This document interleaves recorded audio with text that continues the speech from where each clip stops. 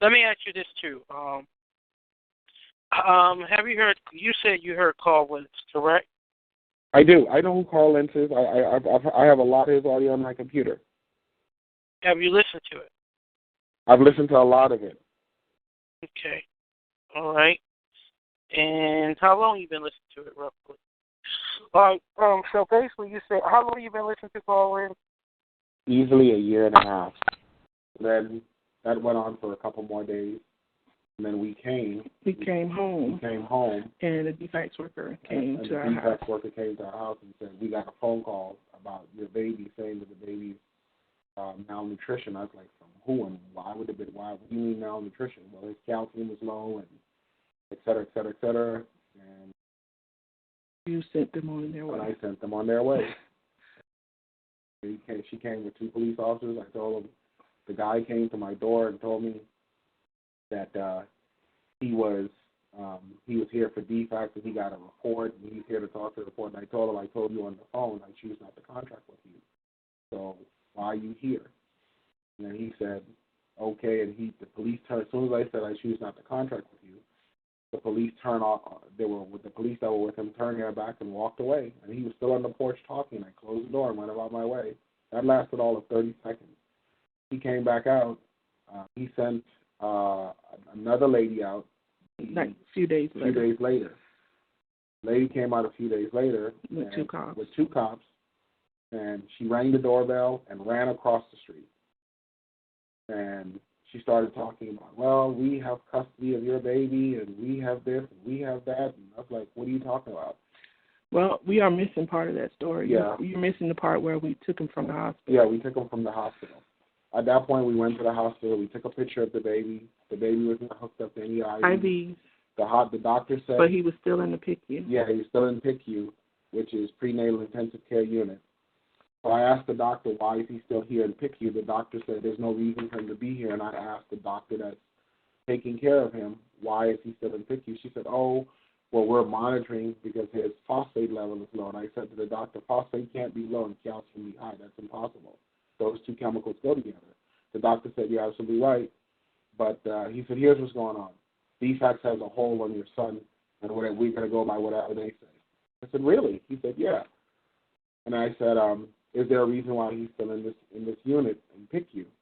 He said, no. As a matter of fact, I'm going to be releasing him downstairs, and he's going to be going downstairs, coming away from this PICU unit. So I waited until he did the release, and then he put him downstairs in the regular room, and that's when I went home and got him. I went home and got the car seat for the baby, and I came and got him. They put in the report that the security chased us out of the building. That we snatched out his IV. There was no IV in his arm. Like I said, I took pictures of him before, the day before, the day of, and the day before. There were no IVs. Matter of fact, he's looking at us in the picture, and I forwarded that picture to 5 different people just to make sure in case they were fooling with my phone for whatever reason. Came home. The next day, the police was at the door.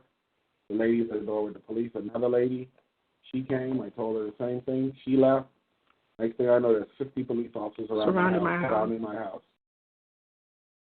Can I say real quick, your audio is not so clear. If there's any way you could get a closer to the mic or anything, that'd help out. But is that better? Is that better? Oh, that's way better for your presentation. Okay, that's way better. Okay. So basically, that's kind of where it is right now. I was arrested because, according to the police, I interfered with custody. They hold on. Can you tell how that happened? You know, were you home? Were you at the hospital? Just detail how did that happen? Yes, I was home. The police came to the door. The police said to me, I can't remember the guy's name right now. I have all that written down. Sergeant something. He said he came on the porch and he says, well, we just want to make sure that the baby is okay. So I put up the window and I showed him the baby. And I said, when I showed him the baby, I said, okay, you can see the baby's okay. There's nothing wrong with him. He goes, well, I'm not a doctor. I can't check. I said, you don't need to be a doctor to check. I said, the baby's fine. He said, well, sir, I really don't want to do this, but if you keep pushing this, I'm going to go get a warrant because you're interfering with custody. I was like, custody of who? The state has no custody. because none of my twins have any birth certificate or any Social Security numbers, so they're not wards of the state. And so he's like, well, right now you're really scaring me. I was like, why? Why am I scaring you? He says, are you one of those? We were told by the social worker that you said that you were a sovereign citizen. I was like, listen, those words never came out of my mouth. I don't know where this man is saying this or where he's even getting this garbage from. I don't associate with anything with a sovereign citizen or whatever the hell you're talking about. I said, you're talking about I'm scaring you. You're scaring me. You're the one with the gun. I don't own any weapons. So he's like, well, sir, I just really need you to, come out with the baby, and, I really don't want to go get a warrant for your arrest because you're interfering with custody, and I have an order here to pick up the baby, and blah, blah, blah. I said, you have an order? He said, yeah, I have an order. I said, okay, you have an order, but you said you also had a warrant. That's what you said to me before. You still haven't shown me a warrant. So they turned around. Next thing I know, even more cops showed up. And then next thing I know, we called the watch commander. The watch commander told us, if you turn the baby over, you're not going to be arrested. You're not going to be this. You're not going to be that. Nothing's going to happen to you, et cetera, et cetera. No sooner did I walk out the door, and they so-called got the baby in the ambulance, handcuffs on me going to jail. Spend the weekend in jail. They're trying to protect my. What was the charge? I mean, what did they accuse you of doing? Obstruction of custody. Okay. Okay. All right, you can go on. And then what happened? There was no warrant. They got the warrant on Monday, which is the day that I bailed out. They got the warrant that day. The guy said to me in the jail, we don't have to have a warrant until 48 hours after. Okay. So, yeah, they see arresting me on some garbage, what you're telling me. And so that's kind of where it is. Let me ask you this. Did you sign anything at that jail or anything like that?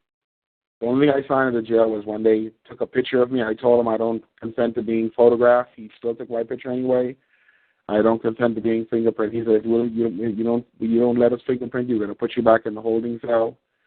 And that's pretty much where you're going to stay until the weekend. And I still don't consent to being photographed or fingerprint. They still did it anyway. And then he asked me to sign it. And the way I signed it, at the end of the signature, I wrote void. They didn't know what it was. He says, why are you writing that on the paper? I said, that's just where I autographed my name. And I put by my name, the whole UCC 1308, void at the end of my signature. And I knew that had an effect because they came out to serve papers on Thursday, and the detective is telling me, well, if you don't take these papers, yesterday, if you don't take these papers, that's against the law. I was like, what law is that? Okay, no problem. So I went upstairs, got 2 $1 stamps, autographed 3 of the stamps, put my thumbprint on the stamps, wrote on the stamps, wrote void on it in red ink, gave it back to him. No more than an hour later, another one came out with the same paperwork. You can't do that. You can't sign with that. You can do that. Don't you want to have your say in court? And I closed the door on him. He dropped the papers at the door and walked away. Same papers. Okay. Let me ask you this too. Have you heard? You said you heard Carl Wentz, correct? I do. I know who Carl Wentz is. I have a lot of his audio on my computer.